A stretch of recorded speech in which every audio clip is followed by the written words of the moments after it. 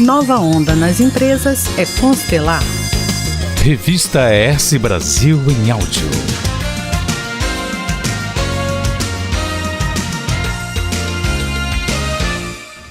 Criada na Alemanha, a constelação organizacional surge como uma nova ferramenta para ajudar empresários e executivos a resolver dilemas e tomar decisões importantes.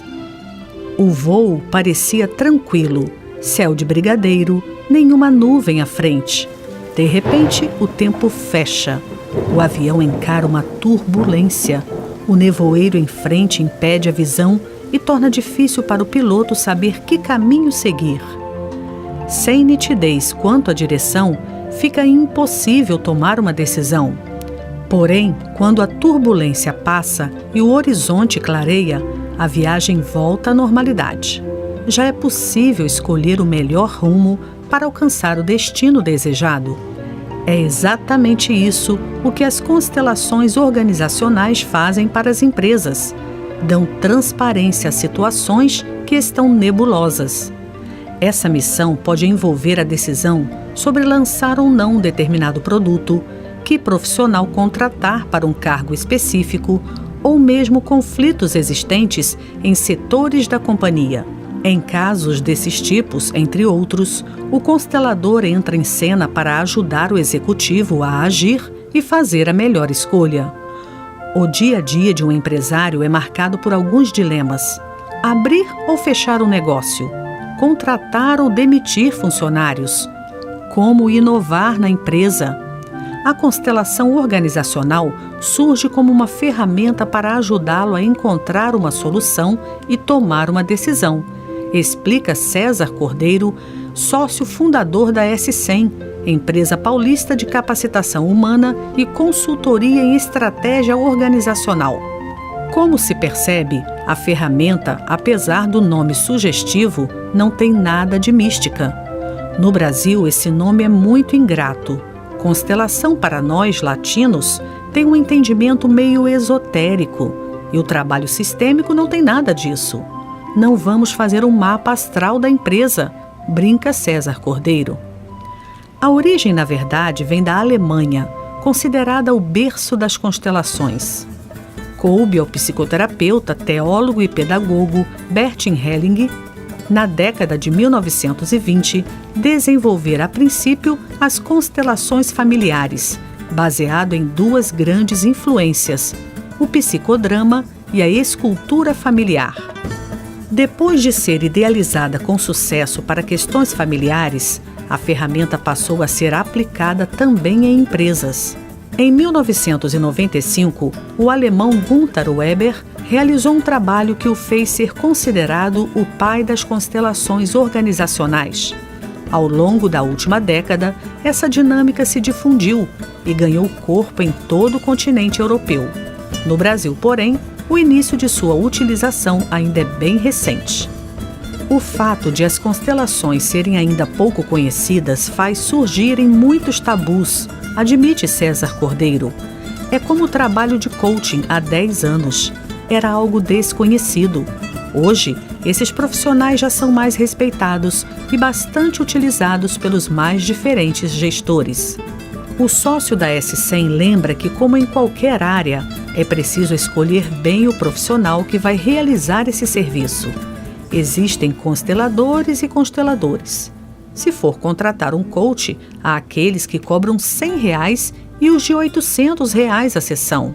Assim como há médicos que fazem uma cirurgia por R$1.000 e outro que faz por 50 mil. A diferença está na qualidade do trabalho e na capacidade do profissional, alerta César. Esse problema se verifica, segundo ele, quando um especialista em constelação familiar tenta oferecer seu serviço a uma empresa para a realização de uma constelação organizacional. Há diferenças óbvias entre a aplicação dessas duas ferramentas. A principal delas está na própria estrutura. O pertencimento a uma família vem desde o nascimento e continua mesmo depois da morte. Já no caso de uma organização, esse sentimento ligado à percepção de coletividade é temporária, além de ser uma escolha. Isso já é suficiente para tornar o sistema organizacional mais complexo na visão dos especialistas. O mesmo vale para a hierarquia, que tem diferenças claras entre uma família e uma empresa. Assim, o trabalho com constelações familiares vem sendo mais executado por terapeutas e psicólogos, eventualmente ligados ao setor de recursos humanos. Você está ouvindo o ES Brasil em áudio. Em termos empresariais, os facilitadores que aplicam as constelações organizacionais têm um perfil mais próximo ao de um consultor de empresas. Dessa forma, o modo de trabalho, as abordagens e as visões apresentam distinções durante a utilização desses dois instrumentos. Muitas vezes, consteladores familiares tentam entrar no meio organizacional e aí há um perrengue, relata César. É preciso carregar uma bagagem de gestão de empresa, ter conteúdo para fazer uma boa constelação organizacional. No meu caso, fui executivo de multinacionais por muitos anos, dentro e fora do Brasil. Nessa hora, toda essa experiência enriquece o processo de contribuir para o empresário ter a maior clareza possível para a solução do seu problema.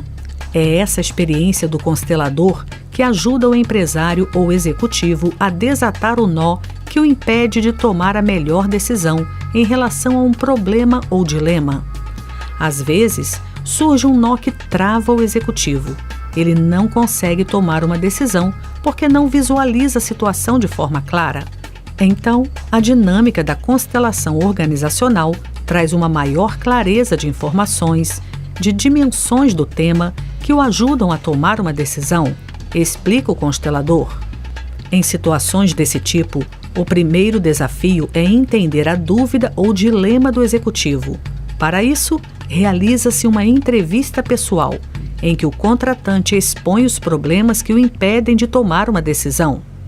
Depois que a questão é compreendida, a ferramenta é utilizada para acabar com o emaranhado que paralisou o empresário. O trabalho de constelação não existe para solucionar um problema. Como toda e qualquer ferramenta, é usado para fazer análises e levantar informações para que o executivo tome a própria decisão. Se depois da constelação o executivo não faz nenhuma ação, não adianta nada, deixa claro César Cordeiro. Foi com a ajuda da constelação organizacional que um empresário do ramo imobiliário de São Paulo conseguiu sair de um estado de hesitação e lançar um novo produto no mercado, como conta o sócio da S100. Esse empresário já tinha lançado um condomínio fechado e decidiu comprar um terreno ao lado para fazer um novo empreendimento. Porém, nesse meio tempo, surgiu um concorrente atuando na mesma região. Isso fez com que ele travasse, relata César. Então, o constelador entrou em cena para entender a situação. E o empresário expôs as N variáveis que o deixavam confuso. O concorrente está muito em cima. Eu não sei mais o que faço. O mercado está ruim. A crise está muito forte, ele dizia. Isso é o que chamamos tipicamente de um emaranhado. Após realizar a dinâmica da constelação, conforme César, o empresário teve a clareza de que estava emaranhado com o tal concorrente. Ele tinha um nó de medo pessoal que havia jogado para o rival. O que fizemos foi tirar o nó. A partir daí, esse empresário percebeu melhor o próprio produto, os seus clientes e toda a realidade do mercado, fazendo uma leitura da situação. Detalhe o constelador. Coube a ele tomar a decisão seguinte, que o destravaria de vez. Como já tinha o projeto pronto do condomínio fechado, só precisava lançá-lo. Então, depois de 2 semanas, ele fez isso e conseguiu vender 50% dos lotes no lançamento. Como compara César Cordeiro, a constelação organizacional faz parte de uma grande caixa de ferramentas que pode ser utilizada por uma empresa ou executivo para ajudar a resolver um problema. Cabe à pessoa saber em que momento usá-la. Imagine a caixa de ferramentas de um mecânico. Lá tem um alicate, chave de fenda, martelo, etc. e cada um é usado em determinado momento. É como se a constelação também ficasse em uma caixa com várias outras ferramentas que podem ser usadas na gestão de um negócio. Dependendo da situação e da necessidade, o empresário pode utilizá-la para se desvencilhar de uma situação incômoda, aponta o constelador. Revista ES Brasil em Áudio. Um conteúdo Next Editorial.